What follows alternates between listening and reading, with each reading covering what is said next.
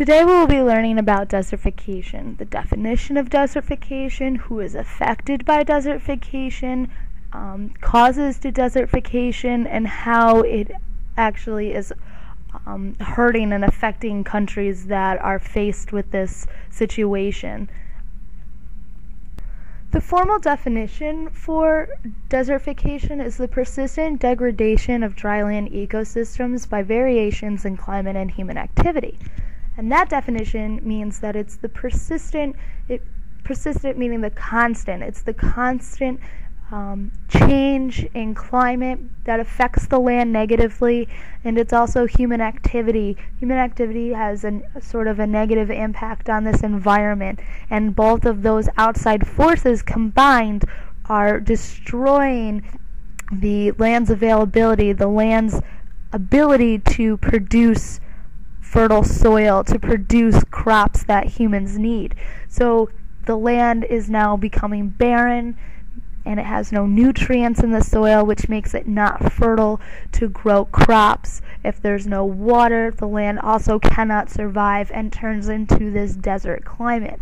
So both of these outside forces, climate variation and human activity, are helping to define what desertification is. Looking at this map of the world called Global Desertification Vulnerability, we are able to see that most of sub-Saharan Africa and parts of Asia are mostly affected by desertification. Looking at the red zones, that's where it's the worst. Mostly America and parts of Europe, they don't seem to have this vulnerability. They have a very good climate and are a more developed society. So as we can see in this map, that more developed societies are going to have the least vulnerability to desertification, while the third world countries or the poorer countries are going to have a harder time in being more vulnerable to desertification. As we see in the previous slide, Sub-Saharan Africa and Central Asia face the worst of desertification. They pose the biggest threat to human pressure and climate variability on the land.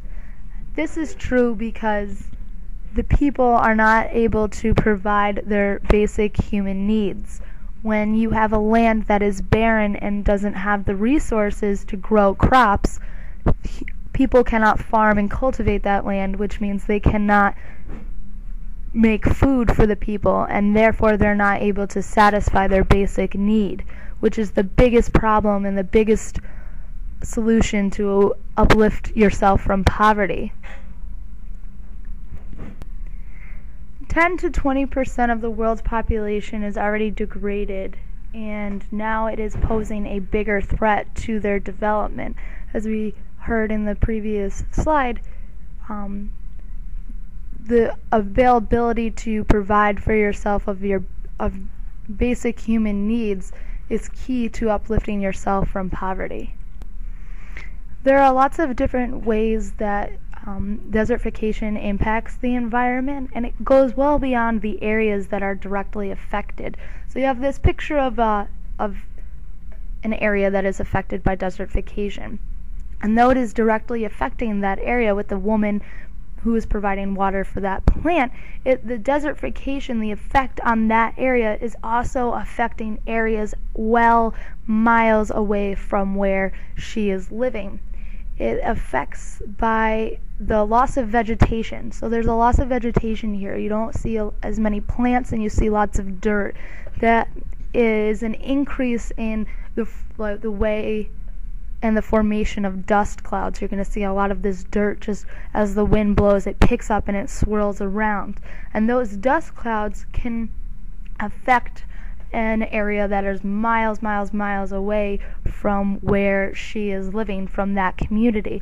So the desertification in this community can also affect the area somewhere else outside of this zone.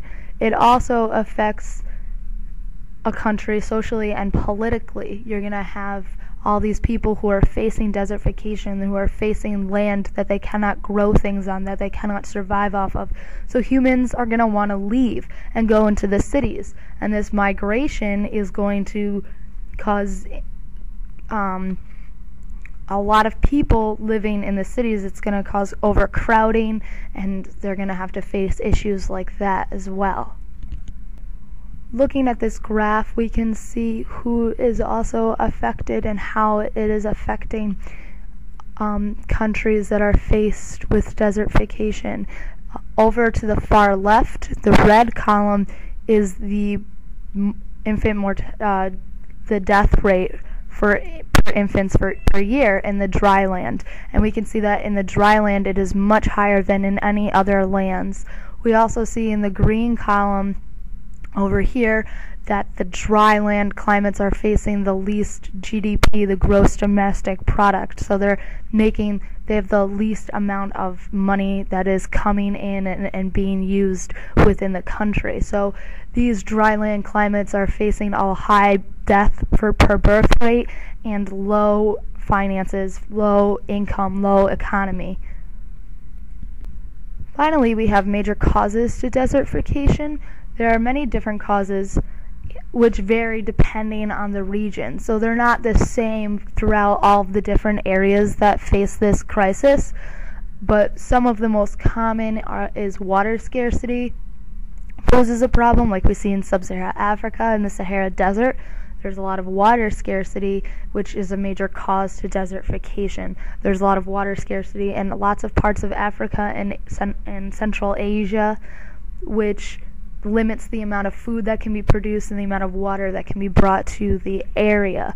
We also see that there are policies, government policies, which are leading to an unsustainable, so something that cannot be continued, cannot be sustained, use of the resources, meaning that we're going to find over farming in a lot of these areas. People are going to try and farm as much as they can to gain as many resources they can to help people, to provide food for them.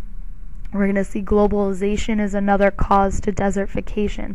Trade liberalization and economic reforms that are focused on improving the amount of food in the country also can hurt the land. Again, over farming and introducing crops that aren't natural in the land hurts that country.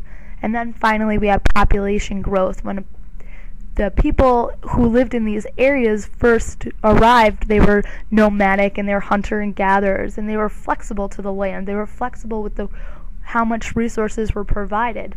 But now we have overpopulation and the people are settling, and they're not as flexible with the different qualities of land. Thus we have a cause of desertification, the ruining of the land.